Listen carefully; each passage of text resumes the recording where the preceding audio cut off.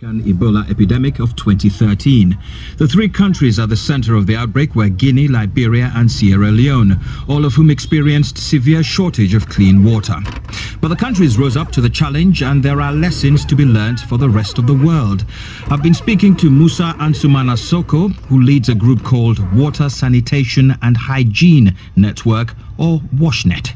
This was a case in point where we used the outbreak as a scenario for evidence-driven engagement, because at the time when it was, particularly water that was a concern, availability of water services across the board, was a very serious concern. So we used those processes to be able to drive home some of our policy influencing agenda, to be able to tell government that, hey, there's this level of investment that needs to be done very urgently.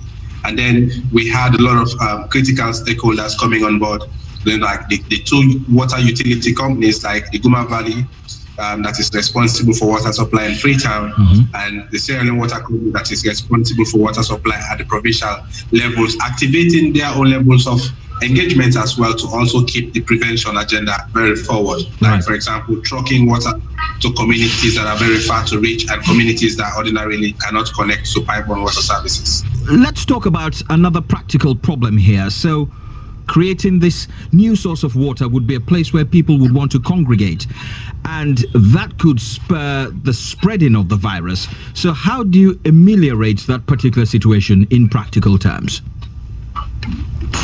In practical terms, what we have seen happening now very eminently is the fact that there are, community water tanks placed.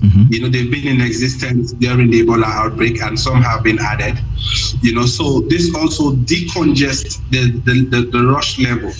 So we get a lot of people having access, but then not really like the mad rush that used to happen. It brings home the level of messages that we spread across, to be able to ensure that we get very minimal body contact, and then to get people to be able also be very much vigilant and alert about their safety.